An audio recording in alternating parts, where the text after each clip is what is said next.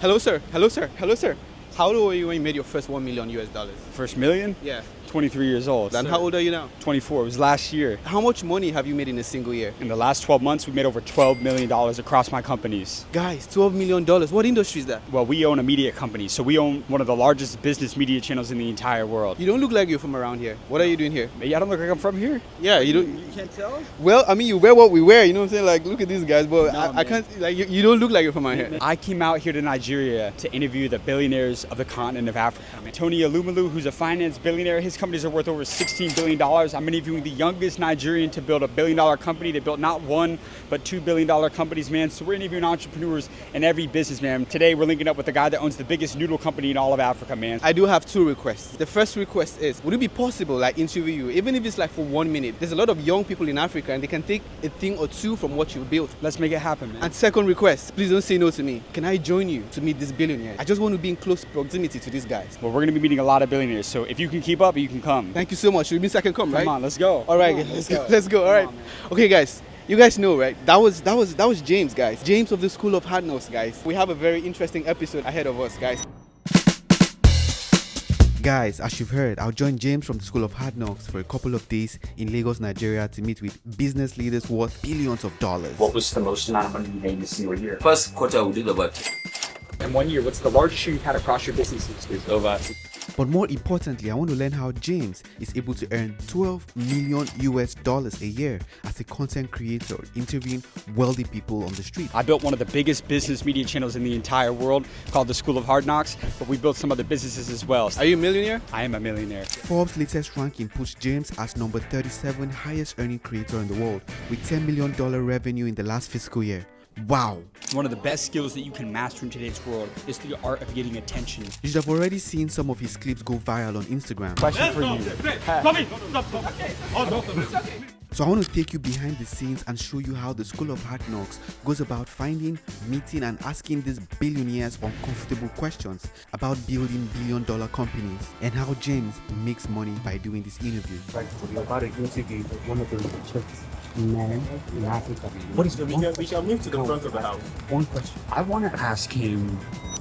For some of you that are watching our videos that don't subscribe, guys, please go ahead, subscribe to the channel. 75 or 80% of you watch our videos and do not subscribe. Just look at the bell icon and check if you're subscribed, okay? Our first stop was supposed to be Aliko Dangote, but just as we're about to leave, the message came in. Dangote won't be available today. We tried to actually get Dangote, but it wasn't possible. Yo, Dangote is like in and out.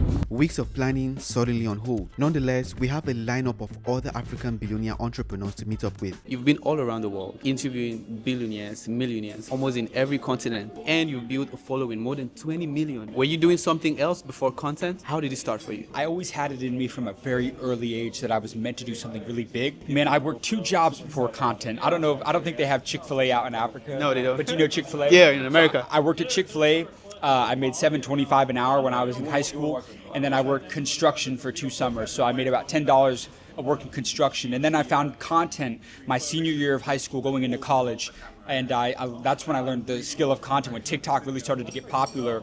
Then my freshman year is when I started this channel in 2021, and since then, as you mentioned, we grew to close to 24 million followers, and we built a multi-million-dollar business building it as well, which is really cool. How are you able to use free content to build a business? So I think as content creators, the first 2 ways to make money, ad revenue, which I'm sure you're doing, and brand partnerships. But then after that, once you build an audience of raving fans, of people that follow your content, they follow you and they want more from you, you have to actually start to talk to your audience. Instagram stories. Ask them why they follow you. What do they want more of? In our case, was a private subscription community. So we launched a community where every week we host live calls with the 8, 9, and 10-figure entrepreneurs that we interview. People were following us for the access they were getting to billionaires and really successful people. So we decided to launch a business where we could actually connect people and enable them to ask their questions directly to the people that we interview. And you charge them for that? Yeah, exactly. So that business became a multi-million-dollar company. And then after that, I mentioned that one of my superpowers, the one thing that I'm one of the best in the world at, that I know more about than anything else, is content, how to go viral. Yeah. So I started a marketing agency for wealthy entrepreneurs. Oh, really? To help them go viral. So that's my most profitable, that's my biggest business today, is my content consulting and my content agency. And with that business model, how much do you say you've pulled the most in a single year? The last 12 months, more than $11 million. Guys, did you hear that? 11. Just off of street interviews, man. You know what I mean? Guys, I sat down with James for an hour, guys, and he broke down his entire business model that enabled him earn $12 million in a single year. Why do you think like a lot of creators are not able to do that? Why do you think most creators, even with a huge following, are not even able to do like what, 6, even 7 figures? Yeah. Well, first things first, a lot of them dilute their brands. I want to give access to that interview and with the other successful creators that I have interviewed inside of my online academy. You should have heard what James said about mastering attention. Guys, this is the best time to learn how to make online videos. Whether you're a chef, you want to do a cooking channel, you want to travel, you want to make tech videos, any kind of niche. If you want to become, or you are already creating content and you want to take it to the next level, you want to learn how to monetize free content beyond ad revenue, right? Chasing views. You want to learn how to build an online business like myself or James. I want you to sign up to the Creator Lab Academy and join the 1,000 plus students that went from being shy on camera to making $1,000+ in their first 60 days as creators. Over 100 practical lessons and community right here to keep you accountable. Scan this QR code or click the link in the description to join now, guys. Limited slots available. While we waited for another opportunity to meet Dangote to learn about his business and how he became Africa's richest man, we're not standing still, guys. We're now on our way to meet someone who has helped redefine innovation in Africa. Excuse me, sir. Sir, how old were you when you became a millionaire? How do you know I'm a millionaire? Iyinoluwa Aboyeje, one of Africa's leading tech entrepreneurs, known for building transformational startups and investing in the next generation of innovators. Is it true that you were the youngest Nigerian to build a unicorn, to build $1 billion company? Well, I'm not counting, but yes, it seems so. You built not one, but $2 billion companies. Yes, I did help build out Andela and Flutterwave, which are both billion-dollar companies. Congratulations, man. Thank Did you. you have any idea growing up that was going to be possible, man? No, actually, I wasn't intending to build billion-dollar companies. But, I just thought if people elsewhere in the world could do it, there was no reason why somebody here in Africa couldn't do it as well. We're in Yaba specifically, and Mark Zuckerberg actually walked these streets about 10 years ago when he came to visit Nigeria. So this is a very interesting neighborhood, famous for technology. My first time ever here. Exactly. Welcome to Nigeria. Have you done business in America as well? Yeah, I went to school in Canada and I spent a lot of time in the US doing cooperative education terms like, working and learning. All my companies are incorporated in Delaware. So I actually know America really, really well. What's the biggest difference doing business in America versus Nigeria? Very interesting. In Nigeria, if you don't make other people money, you don't get to make money. In America, if you don't make money, you can't make other people money. So What was your turning point becoming an entrepreneur, man? honestly, I watched The Social Network and I was like, Mark Zuckerberg's just my age. He built this business at 19. I can do the same. And right there in college, when I watched it, I decided I was going to become an entrepreneur. Now, you had 2 companies that reached billion-dollar valuations. Yeah. At those businesses, what was the most amount of money you made in a single year? Yeah, both businesses have done well over $100 million.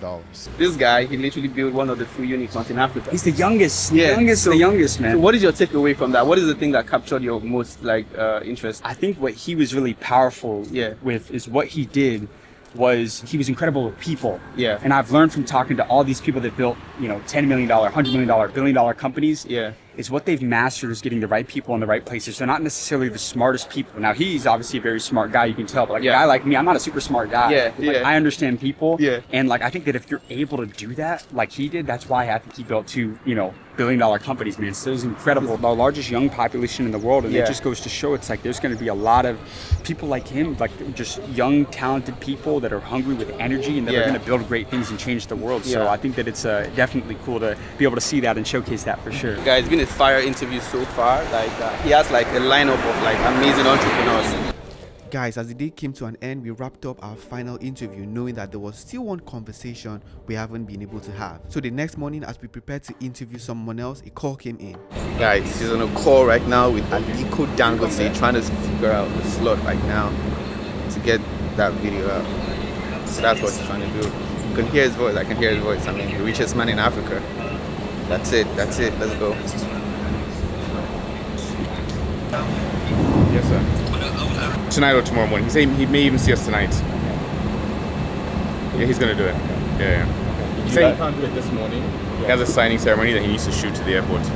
But he's on his way to the office now. He's gonna Like he said he was on his way to the airport, but I guess something happened and he turned around and came back and did the signing ceremony. You know, think you do it for 2 minutes real quick. It was the call we've been hoping for. Aliko Dangote was finally available. All right, guys, finally, I think we got Aliko, Alhaji Aliko Dangote. James is going to interview the richest man in Africa. And that's on period. Before the interview, we were told to go to the refinery. It might seem like these billionaires are chilling and having fun, but they are actually always on the move. Dangote has been to at least 2 different countries before even coming back for this interview we're about to conduct. Guys, we are at Dangote Refinery. It's like it's a rainy day right here. Like it's been pouring like crazy. But let's see. I guess someone is supposed to take us around. We're gonna do the tour of the refinery, and then we're gonna meet Dangote probably like in the evening or early tomorrow. That man is so busy, but of course that's why he's the richest man in Africa. It's my very first time here. I mean, I've been here when it was, you know, being constructed, like, but it's the first time. We are at the Dangote Refinery. We're doing this talk together, right? So these are engineers that will take us around. We have the refinery, the fertilizer, and the petrochemical plant. And we also have a jetty, right? Building this refinery, we have to build our own jetty, right? Our own port. So our port, how big is our port? What is draft? 25 meters. Good. So we're going to go around all of that. We'll go through the jetty, where we brought all the equipment into the refinery. All the equipment, because there's no port in Nigeria that can carry most of our equipment. It was very interesting to note some amazing facts about this refinery. The 7th largest refinery in the world. In Africa, we are the biggest refinery. Our refining capacity is around 650. That's the design capacity, 650,000 barrels per day. But currently, we've exceeded that limit. We're now pushing at around 700,000 barrels per day. Right now, we are on our way to the landfall point. Landfall point is the particular place where our pipes from the ocean meets the pipes that brings in crude and product in and out of the refinery. Yeah, the SPM now, 5 SPM now, it's about 120 kilometers if you want to look at it by kilometers. So you can't see, we have 5 SPMs here. You know, no, you can. These are just vessels. You're just seeing. How close does the ship? They didn't come here. The ship doesn't come. The ship stays here, and the SPM is 25 kilometers from this particular point here. Right now. So this thing's going to the ground. Yeah. Oh my God! It was just one shocker after another. I didn't even know like something like this is possible. Everything seemed massive and at a huge scale.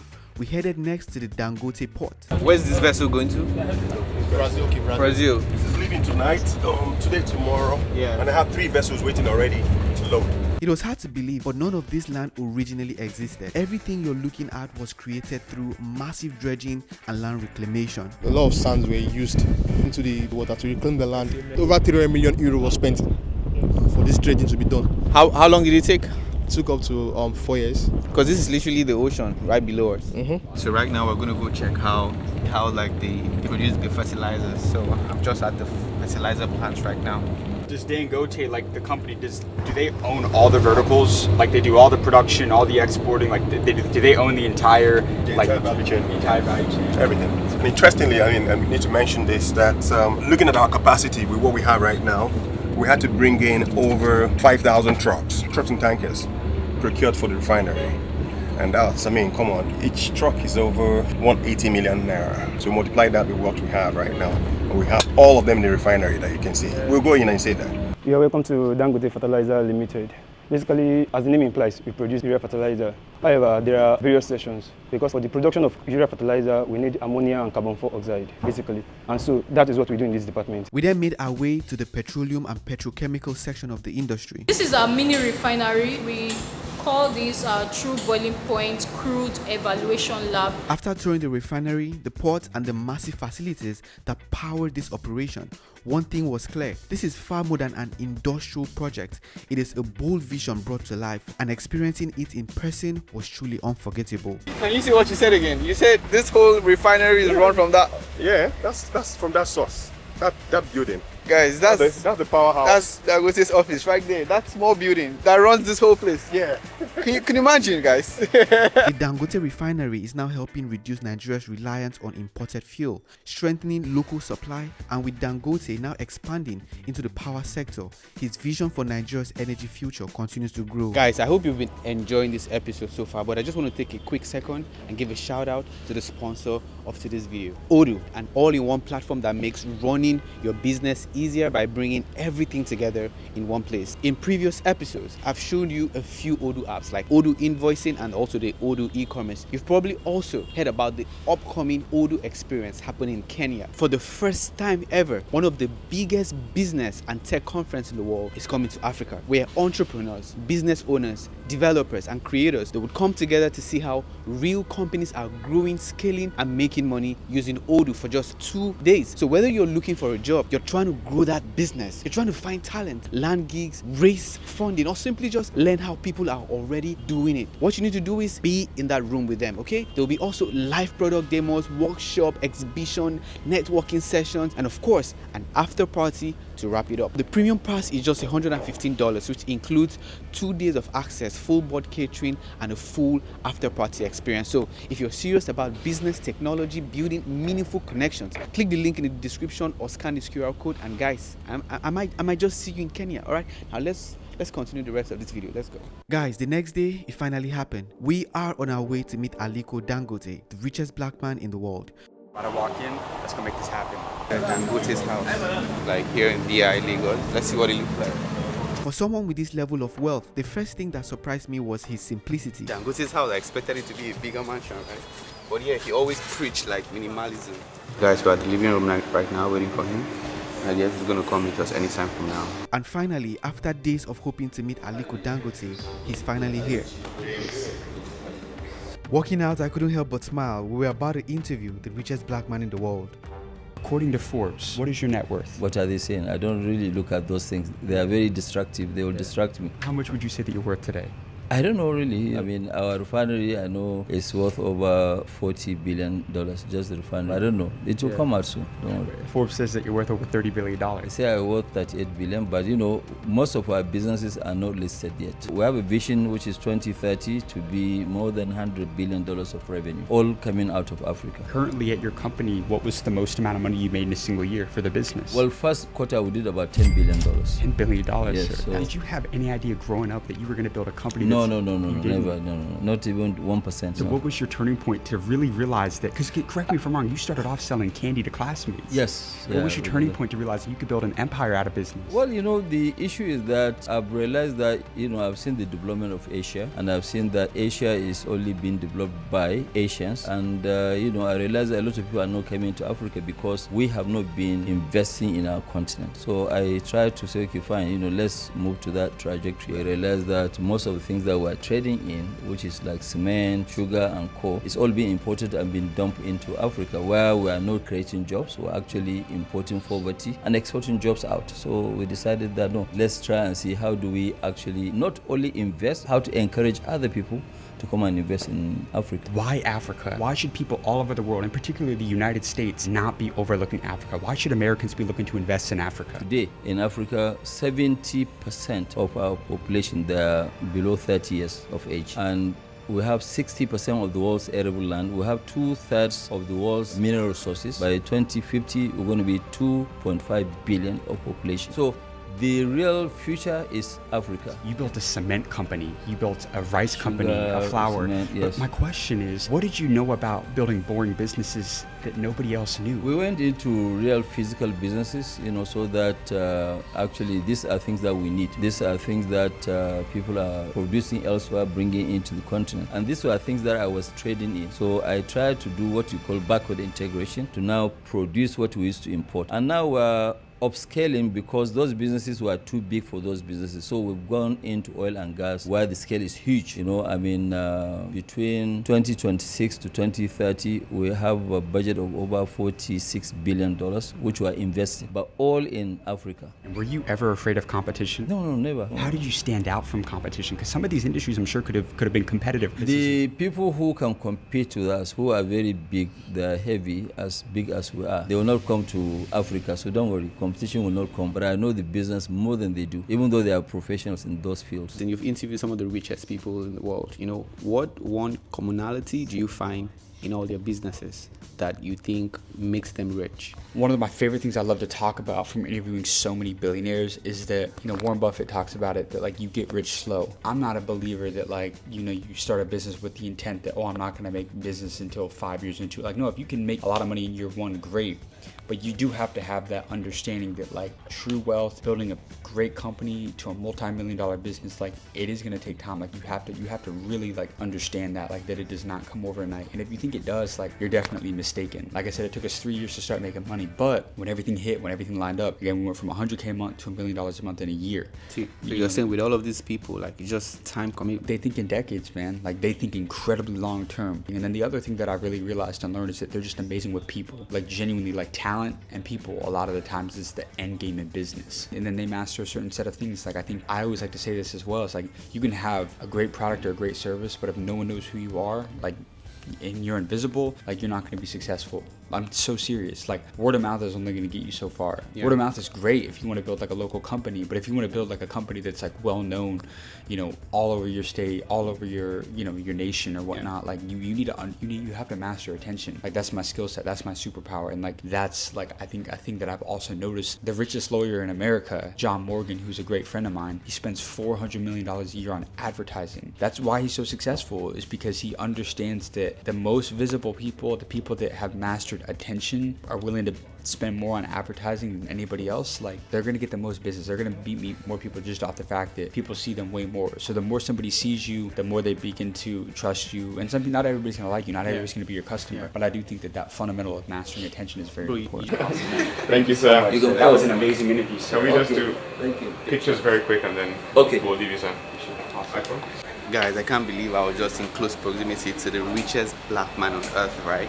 And my takeaways from that interview would just be like building out like multiple verticals. We went to the refinery, just the process of refining crude. We're able to make bags, we're able to make a lot of other things like he talked about. And also, whichever continent that you are in, you just need to find a business model that works for you, right? If you're in the West, if you're in America or Canada, probably you go into AI or tech. But if you're in Africa, Africa is a developing continent, so you have to do industrialization, you know? So that's some of my takeaways. I'll also share a few with him because right now he has to run to the airport. You just interviewed the richest black man in the world. How do you feel right now? Crazy, bro. Like honestly, man, it was honestly you know, I tried to get as many questions out as we possibly could, man. We talked about vertical integration, talked about being humble, and just all around, just, you know, he gave a really good interview, man. I love that he talked about in sales, you got to treat your customer like a king, man. Yeah, is there something you took out of that interview that you're going to go ahead and practice for your own business? 100%. I think it really goes back to, I'm fascinated over having the vertically integrated businesses. You got to control all of the different aspects of it and look for different ways to unlock new money potential, you know. So it was a great interview, man. Yeah, we're trying to cross 1 million. Please tell my people to subscribe to the channel. You have to subscribe. What are you doing if you're not already? 1 million, guys. Go ahead. He's going all over. He's about to go to China. Yeah. You know what I'm saying? So he's going all over the place. Yeah. So thank you so much, man. It's been a privilege, you know, spending this awesome having last you with us, man. 4 days with you, back to back, early mornings, late nights, bro. Yeah. Is this usually how your travels are? Absolutely. Yeah, definitely, man. All right, man. Thank you so much. Yes, sir, man. But hey, we got to give a shout out to the man right here. Yeah. Hey, because let's be very clear. Without him, none of this happened. None. Because I was even going to ask him, like, yo, this guy got some of the most busiest people in Africa. He did, bro. This guy's crazy. How were you able to pull this up for James? I mean, honestly, like, the first thing I'll say is I inherited a good name from my parents. Oh, okay. Who have relationships with them, and therefore like off that, and then built relationships with them. Yeah. Honestly, never being speculative at my asks. I don't come for them for much, so they know that I'm arm's distance. So you give them instead of receiving. You always give. Always give. So I can help. Yeah. Rather than being that person that's always asking for something. You know what I mean? And also I don't bother them. So, but when I do, they know that something very important. Yeah. Lesson for takeaways: if you want to be of value in a circle, you have to stay valuable yourself and find ways to give back. Are you surprised you have a lot of fans in Nigeria? You know what's so fun is that if you look at my Instagram analytics, actually, matter of fact, I'll show you. You're gonna really enjoy this. So if you go to my analytics on Instagram, last 30 days, 119 million views. Ready? I go to my followers. Look at how cool this is. Top cities, number 2. Whoa! Number 2. New York's Lagos. Number 1 is New York. Number 2 is Lagos, man. Why do you think that's the case? Because there's a lot of people that, you know, want to learn from successful people. There's a huge population of young people out here that are motivated, that want to grow, that want to learn. And I think that's a really cool thing about our channel, about your channel, is that like you're able to just, you know, bring access to knowledge to really, you know, from successful people down to people that are looking for mentors and may not have mentors. So I think it's really cool to see. Is that what inspired your visit to Lagos? It was a big part of it, honestly. You know, I mean, I knew how many successful entrepreneurs were out here. And so I had a lot of people that were from America but also, you know, from Africa as well, and just hearing both sides of like all the great stuff that's happening out there. I was like, man, I felt compelled to come and tell some cool stories myself. James interviewed a couple more entrepreneurs. Make sure to check out the School of Hard Knocks YouTube channel to watch all of the interviews. Thank you so much, guys. I'll see you in the next upload. I used to be in a lot better shape, so we gotta lock in.